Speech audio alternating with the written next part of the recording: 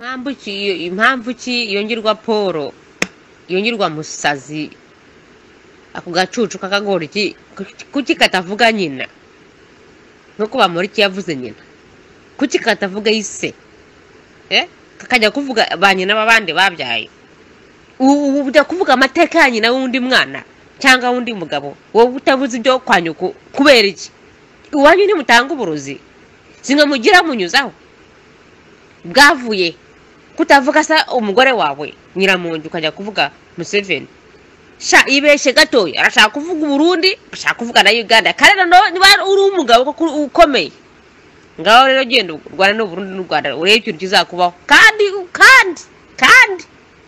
agapfa kaburo n'impongo maze baducira aririmbo ya Ryangombe nyina hanurira umuhungu wati nyaboneka Ryangombe ry'ababinga ati rwose ati mbonye amabere yanjye yicura ati rwose ntiwinjiye muri rya shyamba ati mbonye umugore w'impenebere wagafite gose yakadushiraho pe ariko yaramubwiye byagenze gute ntiyariguyemo iryo shyamba yaratashye ngore Paul Kagame turagukuye nk'ababyeyi bene bashiki bawe bene wanyu turakubwiye nk'abatutsikazi ukaramuku wibeshe gutera Burundi n'Ubugande umanyanga ni Kongo yera bagira umugisha ntabwo tubizi ariko kandi nabyo ntabwo turabyizera ko Kagame Paul uri hafi gupfa ugiye kujya mu ishyamba ririmo umugore w'impenebere kandi uzagwayo rero nibereye nakazi kawe darabivugiye ku magaragaro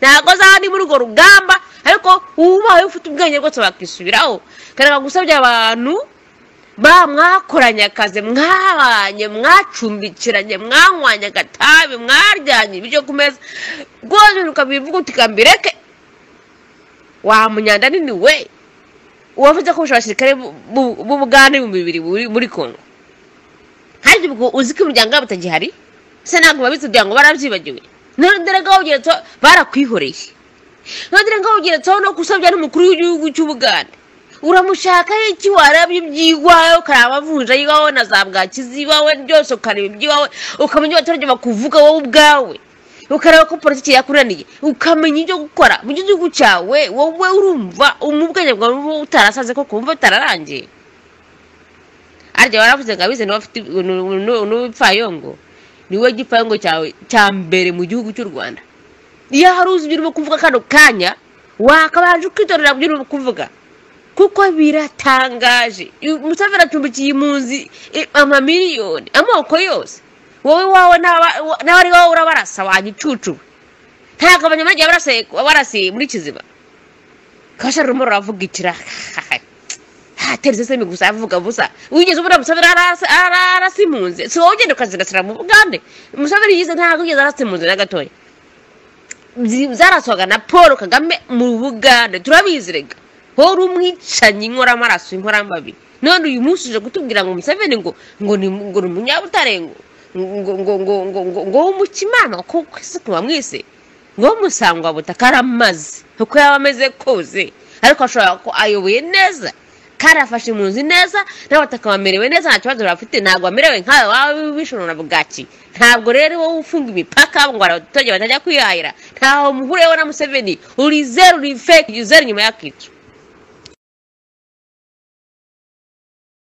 giye gutsinda cyangwa iyo bagiye gutsindwa muri iyi espace politique ikintu cyambere baza bayisikomina umunyendegenge ubwo badafite inyungu bazamushira ku ruhande kandi iyo bagiye kumushira ku ruhande ari we bakoreshaga ijambo rya mbere baramudiaboliza bamuhindura igisenzegeri bakamuhindura ubusa ugize ngo urebe uburyo u Rwanda rwari rumeze kwisi umwambaro rwari rufite podium yari iriho cyari igihugu kidafite ubudahangarwa kidasa cisuku camahoro cubwiza cyubumwe n'ubwiyunge ibintu zose ibintu ziza zose umuntu watambukaga wese yateraga amabuko no kuja kureba ingagi uri kumva ni igihugu kiri touristique imikino yose mpuzamahanga udashizeho visit Rwanda ndibipasa ibyo zose ico bigamije niki kigenderewe ariko urebega noneho iyo bagiye kugutibura aba banyamerika ugize ngo urebe ukuntu batibuye mu buto, ugize ngo urebe ukuntu batibuye ukuntu bakubise ba Gaddafi, ukuntu bakubise ba Blaise Compaoré n'abandi. Niko bimeze neza textuellement kuri Kagame. Kagame ni gute bamugize. Ijambo rya mbere urazi yuko u Rwanda ikintu cya mbere bagira ba marketing ni ikintu cya genocide. Iki kintu cya genocide Amerika ifite iyi attitude. Aba ba Occident baravuga iki? Baravuga ngo ntabwo ari genocide yakorewe abatutsi, ni genocide yakorewe abanyarwanda, abahutu, abatwa n'abatutsi. Ni ukuvuga ngo procès yo gukurikirana abakoze genocide mu Rwanda, abakoze genocide y'abanyarwanda, ni ukuvuga ngo abisha abahutu, abisha abatutsi, abishe n'abatwa, abo bantu bose bagomba gukurikiranwa bagashikirizwa ubutabera. Uriko urabyumva? Kandi mu bapfuye kiriya gihe bari mu moko yose. Ni muri 1996 bapfuye mu moko yose kandi bari bafite imbunda mu kwicana bose, harimo na FPR na FAR, RPF na FAR n'interahamwe. Kandi mu baturage bapfuye hari bari mu moko, nimba abahutu barisha abatutsi, abahutu bo bishwe n'abandi, procès izabakubita. Uriko urumva? Ni ukuvuga ngo iki kibazo cya geopolitique muri iyi terme genocide, urumva intera iri kwifata. Ibo mu buryo bakoresha terme yo kuvuga ngo barapfobya, ngo ni ugupfobya genocide. Cela veut dire ahantu hari ikintu kiremereye kandi kinini cyane abantu tugomba gupayinga attention. Ijambo rya kabiri, hari ikintu basohoye cy'igitabo cyari kigize igihe kirekire bari baraholdinze kugira ngo ntikibe published, kivuga ngo ni Assassin sans frontières, umwicanyi utagira umupaka. Bagaragaza ubwicanyi n'amakrime yose yakozwe haba mu gihugu haba no hanze y'igihugu, bikozwe n'iyi ngoma ya FPR. Iriya ni bombe atomique. Hariho ikintu cyitwa mapping report. Genocide zakozwe hariya muri Kongo zikozwe n'ingabo za RDF. Uhereye ku nkambi z'impunzi zari zarahunze z'abanyarwanda n'abakongomani ubwabo, ndetse n'intambara abanyarwanda n'abagande barwaniye hariya mu gihugu, hafuye ibihumbi bitagira ukuntu bingana. Noneho dusere kandi tugaruke tuze muri gijeo mu kibazo u Rwanda rwasinye acte de principe bigaragaza yuko u Rwanda rwinjiye muri Kongo. Uri kurumva? Rwinjiye muri Kongo mu buryo butemewe n'amategeko, kandi ruri inyuma ya M23, ndetse bakoze amakrime n'amamasakre atandukanye hariya zakishishe, inkambi zarashwe, abadeplace bahunze n'impunzi n'ibiki n'ibindi. Iriya crime bakoze, ari amakrime bakoze yose ari ku mutwe wa Kagame. Wumvize ukuntu bari ko bamubaza akaza tunaguza, bamubajije ngo ese ngigombo zawe ziri muri Kongo, ngo I don't know. You don't know? How you don't know? Ngo I don't know. Uri chef ni wewe commandant supreme, ngo kuba commandant supreme ngo ndabizi byose. Bari nduhungiye sinkimwita nduhungiye ngo ni rwanze kumva. Rwanze kumva yaravuze ngo ntangabo zabo ngo zegeze zija ngo ziri muri Kongo, bamuzanira movie satellite. Ndibazi ko satellite ziri hariya zicontrolling ibintu do. Abasirikare ba RDF baba bapakira imbunda mu matata mu ma defense burira bakagenda bagashika ku ma frontiere bakambuka. Abasa abasirikare bari haruzu hakana kamera de surveillance, haruzu hakana. So iyo kera ni equation iremereye kandi ikomeye. Ibi byose ni kuvuga ngo icyaha cyo kwinjira mu kindi gihugu, icyaha cyo kwica abaturage no kubasenyera, ibi bintu u Rwanda rwishize ku mutwe rwemeye. Iyi niyo finale yo kurangira kwiwe. Ni kuvuga yuko bari muri côté de faiblesse, ntacyo kwiregura bafite. Nibyo bari ko basunika gutya babagira ngo bidurumbaganye ngo turarwana, ngo bohereje mu izindi ngabo ngo zambutse ku bwinshi babesha abantu, ugasanga bakavuga ibiswahili n'ibindi.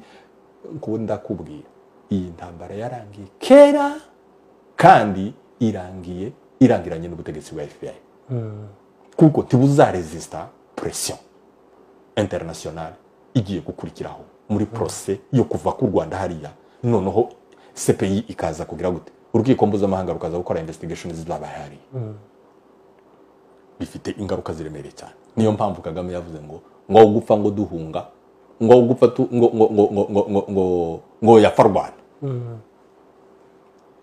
Akangurira abanyarwanda guhaguruka ngo birohe mu ntambara zo kumwigura, baramwigura se niki yabamari ko yamari abana babo mu ntambara bashiriye muri Kongo buriya n'ubunanga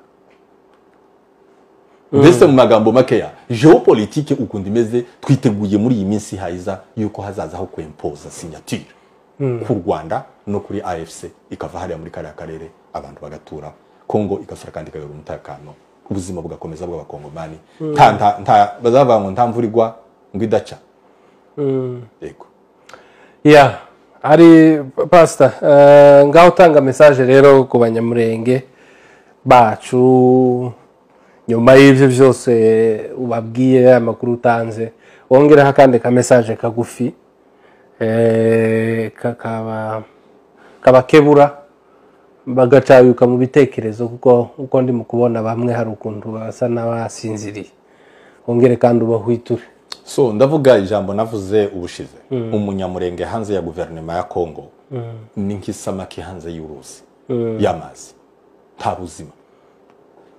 Umunyamurenge gutekereza yuko FPR izamutabara, FPR yajanye Red Tabara hariya ikayekipa ikamara inka ikamara imirima ikamara abantu ikamara ibintu byose ngo turategereje ngo uyu munsi ngo RDF ngo ugiye kututabara no kwihemukira no kwirangaza. Umunyamurenge n'umukongomani kandi uri munsi y'ubuyobozi n'ubutegetsi bwa Kongo bube bwiza bube bubi buzabuza ubutegetsi bugashira ubundi bugatambuka. Ntabwo tugomba kuba deconnected n'ubutegetsi bwacu.